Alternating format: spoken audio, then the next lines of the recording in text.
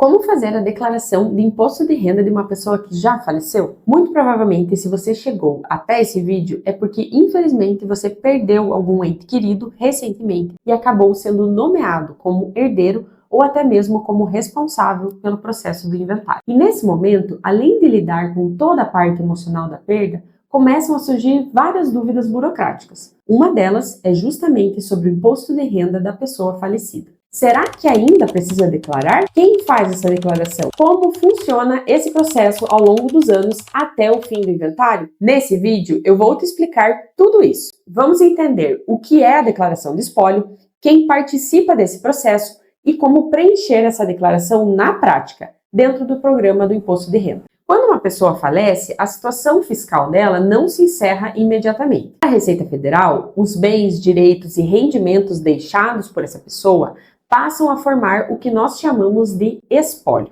O espólio nada mais é do que o conjunto de todos os bens e direitos deixados pelo falecido. Esses bens precisarão passar por um processo chamado inventário, que é o procedimento legal utilizado para identificar, organizar e dividir o patrimônio entre os beneficiários. Enquanto esse processo não termina, todas as informações fiscais continuam sendo declaradas em nome do espólio.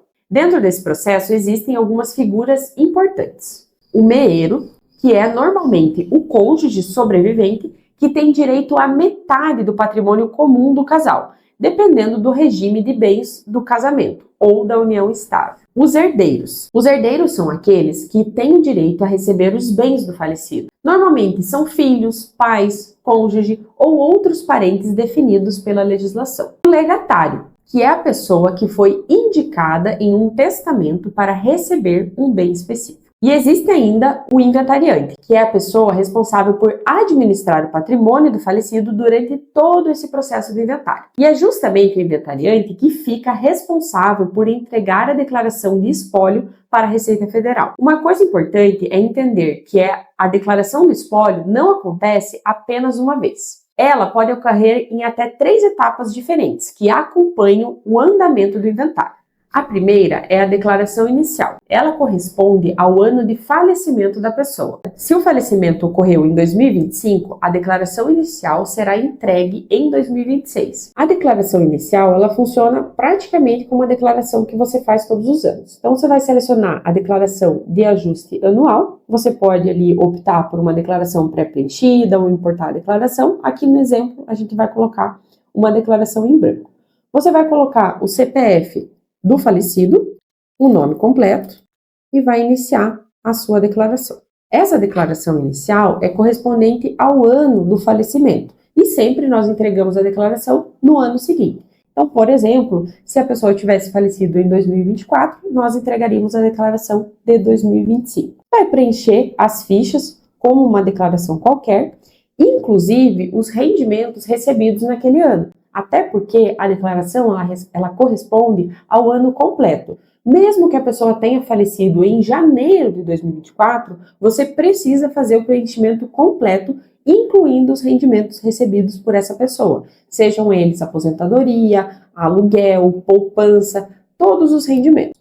Você vai colocar os rendimentos da maneira comum, né, dependendo ali do formato desse rendimento, os rendimentos isentos, e vai preencher nas fichas ali de bens e direitos, todos os bens e direitos que a pessoa possuía ainda em 2024 e que não foram transferidos para os herdeiros. Uma questão muito importante, na identificação do contribuinte, aqui na ocupação, você vai selecionar a opção de espólio, opção 38.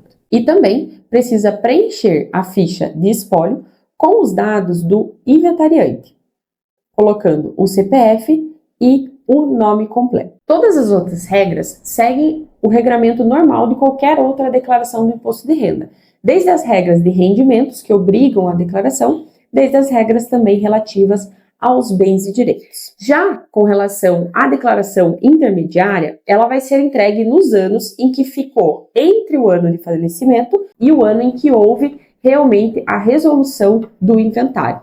Durante todos esses anos que o inventário ainda está sendo discutido, anualmente, se a declaração se enquadrar em uma das regras de obrigatoriedade, o inventariante precisa continuar fazendo a declaração de espólio nos mesmos formatos. A diferença é que geralmente não vão ter rendimentos atribuídos a esse CPF. Talvez os rendimentos já estejam atribuídos às pessoas que receberam ali alguma parte da herança ou a quem já ficou definido. Se houver rendimentos, continue apresentando de maneira normal. Agora vamos à declaração final de espólio. Então, vamos supor que houve o encerramento do inventário. Para fazer essa nova declaração, ao abrir o programa da declaração do imposto de renda, você vai selecionar a opção Declaração Final de Espólio.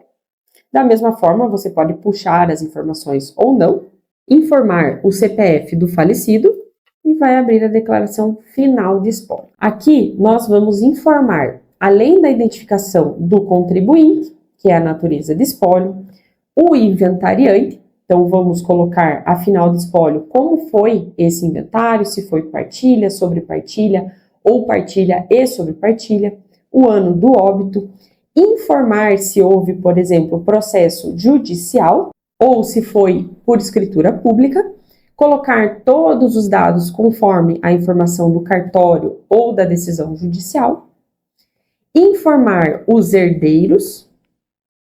Se houver rendimentos nesse período, também vamos colocar os rendimentos relativos aos bens que compõem esse espólio. E na ficha de bens e direitos, nós vamos colocar os bens, a situação desse bem na data da partilha e vamos colocar a distribuição de como ficou esse valor de transferência para cada um dos herdeiros.